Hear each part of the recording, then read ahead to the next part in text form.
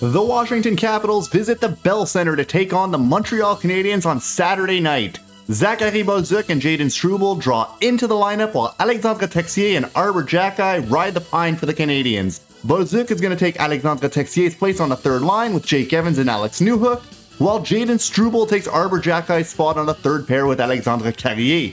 Jakub Dobeš gets his first start after the Olympic break, and the team looks to erase the memory of multiple blown leads against the New York Islanders just 2 nights ago. Despite that OT loss of the Islanders, the Habs have points in 6 straight games. The Capitals, meanwhile, have won 6 of their last 7 as they try to claw their way back towards the playoff spot. Charlie Lindgren gets the start for the Capitals. The anthems take about 25 minutes, reminiscent of Bleeding Gums Murphy performing the anthems in this one.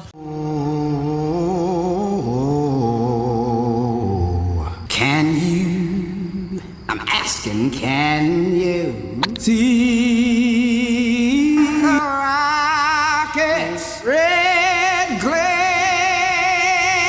Suit it all, popping way up in there.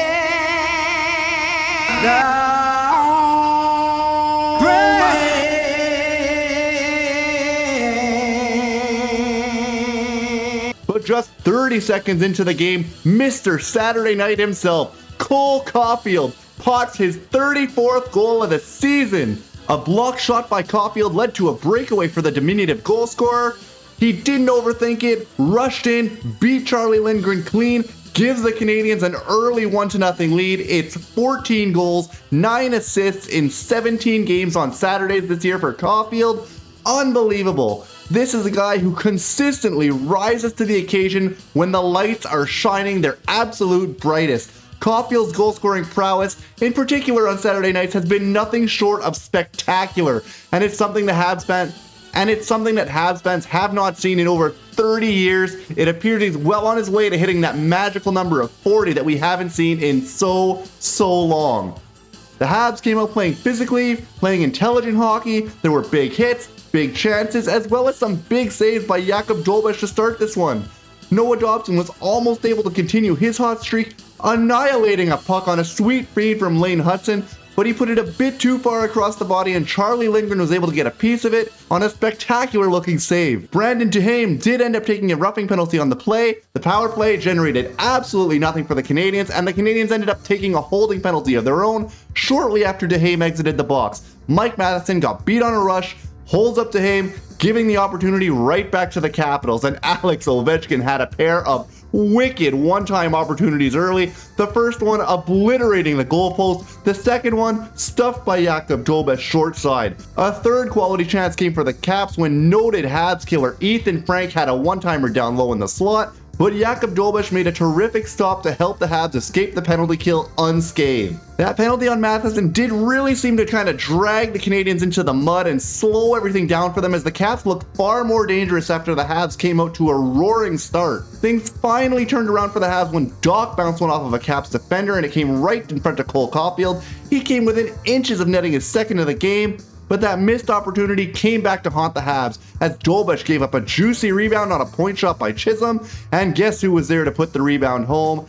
Alex Ovechkin, of course. The greatest goal scorer of all time, loves playing against the Canadiens, and he adds to his records on this one, tying the game up at 1. But we cannot talk about prolific goal scorers without talking about Cole freaking Caufield. Not to be outdone by Alexander Ovechkin, Cole Caufield did his best imitation of the Great Eight, taking his turn scooping up a rebound and burying it in the back of the net to restore the Canadiens' lead with his 35th goal of the season. And after a marvelous defensive play on the back check by Lane Hudson, Caufield was absolutely robbed by Charlie Lindgren, who sprawled across the crease, snagged one with the glove to prevent Caufield from netting his 3rd goal of the first period, and the teams go into the second intermission with the Habs leading by a goal despite being outshot 10-7. Montreal controlled the start and the end of the period, while the Caps controlled the middle portion of the period.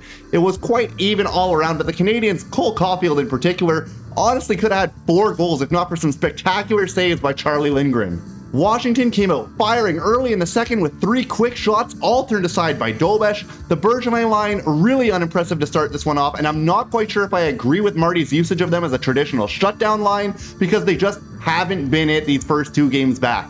Jakub Dobeš, definitely the Canadiens' strongest player to start this period. He made a couple of really big saves that were not easy by any stretch. And if there's one thing to be said about Jakub Dobeš, it's that the guy finds a way to win. It's hard to quantify, but it's clearly been true all season long. If there's one major difference between Dobeš and Montembeault, it's Dobeš's confidence and ability while playing the puck outside of his own crease. Montreal used those early saves by Dobeš to take a hold of the momentum and begin to generate numerous high-danger looks against Lindgren. And while they often ended up just missing the net, or not even resulting in a shot, you could sense the tide of the game turning in the Canadiens' favor. Eventually, the Canadiens' pressure led to a roughing penalty on Leonard, and the Habs got their second chance with the man advantage, and this time the first unit had a ton of looks, but they just couldn't manage to bury one. They spent the entire 2 minutes on the ice, and they continued pressing with alacrity. It was Caufield, Demidov, Suzuki all coming so close to extending the Canadiens' lead, but they were just unable to do it. Shortly after the power play ended, however, Alex Newhook cut into the zone, drew the defenseman to him, dropped the puck off. It found its way to Mike Matheson, who was able to walk right in with a ton of space, pick a corner on Charlie Lindgren, and double the Canadiens' advantage, putting them up 3-1. A great play generated, all thanks to the outstanding speed of Alex Newhook. And when Montreal plays this way, coming in waves with tremendous speed, they are one of the most overwhelming and talented teams in the entire league, and it showed in the second period of this one. They looked so incredibly talented, blowing by the opposition with speed, out-muscling them with physicality, and out-maneuvering them with hockey smarts. If there was one thing you could complain about with the Canadiens' offense in this one, is that they were sometimes just a bit too generous, making one too many passes on a couple of occasions. But I can tell you who didn't elect to make one too many passes: Kirby Dach. He uncorks an absolute rocket of a shot off of a sweet feed from Nick Suzuki. He buries it over the shoulder of Charlie Lindgren, and to add insult to injury, it looks like Tom Wilson picks up an injury when a man comes down on his leg, takes him down right as the goal's going in. This is Dach's third goal since returning 10 games ago, puts the Canadiens up 4-1 in full control of the game. And the Capitals did their best to fight back prior to the end of the second period. They finally got back on track offensively, eventually drew a slashing penalty on Brendan Gallagher, but Jakub Dobeš was once again the Canadiens' best penalty killer, making a few really nice saves, including one that turned into a 2-on-1 rush for the Canadiens that ended when Mike Matheson tried getting just a little too cute. One too many passes, no shot. But Dobeš continued to hold down the fort for the remainder of the period, and the Canadiens went into the intermission with a healthy 4-1 lead against the Capitals. A win against the Caps would go a long way into turning them into a seller and giving the Canadiens another potential trade partner at the deadline next week. That one was dominated by the Canadiens, and they had the much higher quality looks throughout the period. Wilson was back for the Caps to begin the third, but it was the fans who got into the third period early with a big wave that carried through the first couple of minutes of play. The wave kept going through multiple face-off breaks. The ole ole and the go Habs go chants carried along in a celebratory environment early in the third, as the Canadiens faithful reminded everyone in the NHL why Montreal is the best place in the world to watch a professional hockey game. After some offsetting minors, Jakub Dobeš made his best save of the game on a breakaway against Connor McMichael, snagging it with the gloves and holding the Habs lead at 3. Noah Dobson then got called for a trip while the teams were at 4-on-4. It gave the Caps their third chance at the man advantage, and for the third time in a row, Jakub Dobeš was the best penalty killer for the Montreal Canadiens. And while he wasn't tested as often on this kill, he still made a great save with time winding down and held the Canadiens' lead. But with just over 7.5 minutes to go, guess who? Alex Ovechkin, yet again, because of course it was Alex Ovechkin. He made sure the Canadiens couldn't consider this one over just quite yet. He positioned himself beautifully in front of the net, able to put a centering pass back through the legs of Jakub Dobeš, trims the Canadiens' lead to 4-2, and this one is not over quite yet. But the Canadiens responded beautifully with a big hit by Struble. That led to a 3-on-2 rush in which Slafkovsky came within inches of putting this one out of reach. The Caps ended up taking a holding penalty on that rush. The Habs went on the man advantage again with a chance to ice it and remove any doubt as to whether they'd win this one. The power play again had a couple nice looks, but they just couldn't get the job done, couldn't get one by Lindgren, so they still had to get through the last 4 minutes protecting a 2-goal lead. The Caps end up pulling their goaltender with just 3.5 minutes to go. And with how poor the Habs have been 5-on-6 this year, it was so refreshing to see them bury an empty net goal early. Nick Suzuki backhands one in from along the boards, puts the Habs up 5-2. and settles this one for good.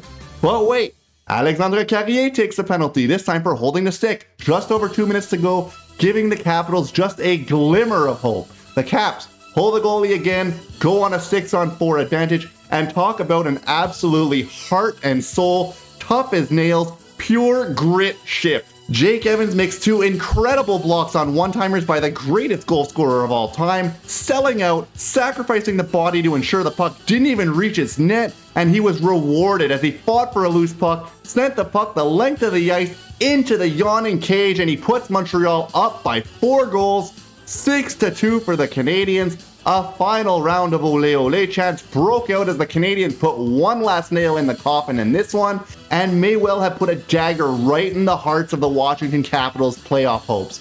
Montreal wins 6-2, a terrific team performance, offensively, defensively, in nets, and the Habs extend their consecutive point streaks to 7 games in a row. A huge win to keep pace with the Sabres, who thumped the Lightning tonight. They move ahead of the Red Wings, who fell to the Hurricanes. They distance themselves from the Bruins and Blue Jackets, who both lost tonight as well. And now Montreal heads out to California for their final Western road trip of the season. They prepare to face off against the Sharks on Tuesday, the Ducks on Friday, and the Kings on Saturday. Anyway, you guys, that's going to be it for me. Let me know your thoughts in the comment section down below. If you made it to the end of the video, please consider giving us a like and a subscribe. It really helps out the channel. And have a great night, guys.